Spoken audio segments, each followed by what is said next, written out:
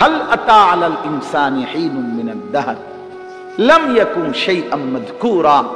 নাম নিশানা বিহীন, পরিচয় নাম ধাম বিহীন বান্দা, যুগের পর যুগ তুমি ছিলা, আমি তোমাকে ধীরে ধীরে প্রসেসিং করে এই পৃথিবীর মধ্যে এনেছি।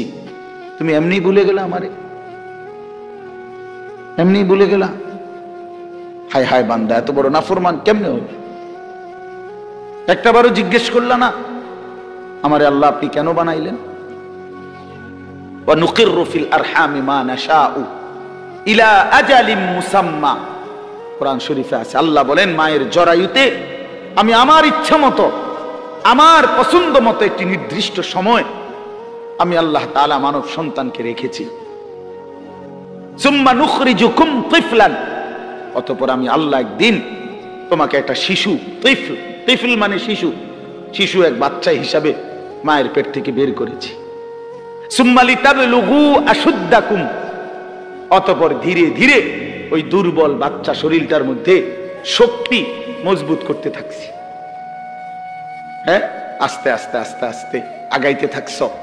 এরই মধ্যে অমিনকুম মান ইউতাওয়াফা, এই শক্তি হইতে হইতে কিশোর তরুণ যৌবন থাকতে থাকতে অনেককে মৃত্যু দিয়ে দিছি, আর অনেককে এই নিতে নিতে আবার কিছুদিন ছিল শক্তি, আবার দুর্বল করতে করতে অমিনকুম মান ইউরাদ্দু ইলা আরদালিল উমর, একটা সময় কাউকে কাউকে একেবারে বৃদ্ধ, দুর্বল, অক্ষম বয়স বানায়। আল্লাহ তাআলা বলে সবটা আমি করেছি বান্দা, আমি করেছি, পুরাটা কার্যক্রম আমি করেছি। তুমি ভেবে দেখো। আচ্ছা আপনারাই ভাবেন না, ছেলেরা ভাই তোমরাই ভাবো ভাই, ছোটবেলার যে কোলের বাচ্চা, ওই যে পিচ্ছি পিচ্ছি হাত আছিল, ছোট ছোট দুর্বল, নিশ্চয়ই এখন যাদের 16 বছরের হাত, এগুলো তো আগের টিক খুললেই তো নতুন ডি লাগাইছে, ঠিক না?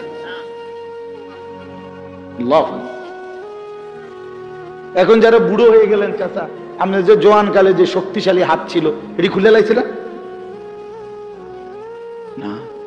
এটাই, এটা সেই বাচ্চা কালের হাত, এটাই আজ যৌবন কালের হাত ছিল, আজকে সেটাই বৃদ্ধকালের।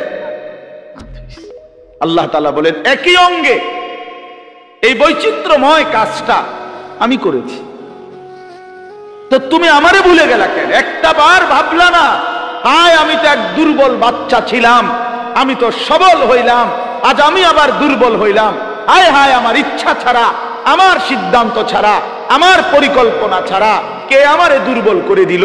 আমি ছিলাম তো সবল, আমি তো চোখে পরিষ্কার দেখতাম বন্ধু, এখন আমি চশমা ছাড়া ছোট লেখা দেখি না, আমি কোমরে কোনোদিন ব্যথা অনুভব করি নাই, এখন আমি সারা দিন কোমরে ব্যথা পাই, আমি কোনোদিন গলায় ব্যথা বুঝি নাই, ঠান্ডা কি জিনিস আমি বুঝি নাই, আমি প্রচন্ড শীতের মধ্যেও ঠান্ডা বোতল আপনার 7 আপ কোক এরকম ওয়াজে ঠান্ডার মধ্যেও ওয়াজ শেষ করে আস্তা বোতল ফ্রিজের আমি এক সময় খাইতাম, সেই আমি প্রচন্ড রৌদ্রের মধ্যে গরমের মধ্যেও ঠান্ডা কিছু এখন আর খাই না, আমার গলা আটকায়া যায়। কে আমার এমন দুর্বল বানায় দিল? আমি তো চাই নাই বাপ, আমি তো চাই নাই। আমি আজকেও ডাক্তারের সাথে কথা বলছি, চোখের ডাক্তার, যে এই সপ্তাহে আগামী মঙ্গল বুধবার আমারে দেখে দেওয়ার জন্য আরেকবার, আমার মনে হইতেছে আমার চশমার পাওয়ার আবার বাড়াইতে হবে, আরেকটু বাড়াইতে আমার মনে হইতেছে।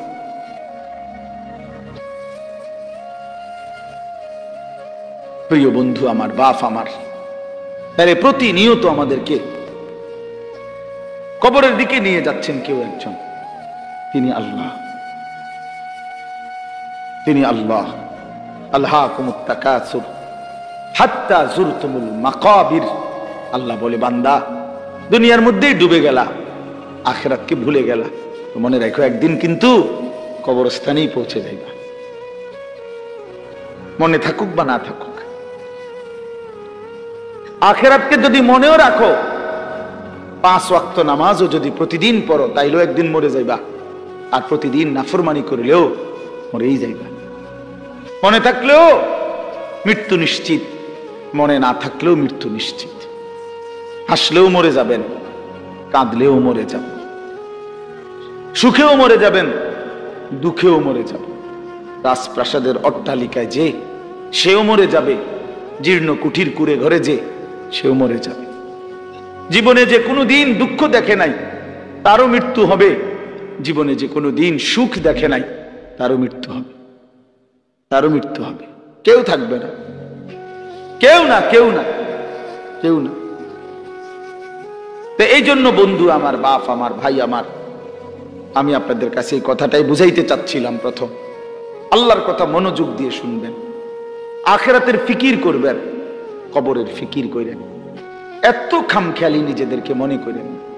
ছেলেরা, বন্ধু, হয় তুমি মরে যাইবা, নয় তুমি বুড়া হইয়া যাইবা, বাকি তুমি এই যৌবনের এই হালাতের উপরে থাকতা না, এটা মনে রাখো। হয় বৃদ্ধ হইয়া যাবা, আর নয় তো মরে এর আগেই কবরে চলে যাবে। বিশ্ববিখ্যাত বুজুর্গ হাসান বসরি রাহমাতুল্লাহি আলাইহি তিনি বলতেন, ইয়া মা'শারাশ শাবাব ইন্না যারআ কাদ তুদরিকুল আহাতু ক্বাবলা আন ইয়াবলুগা। তিনি যুবক দেখলে বলতেন, যুবক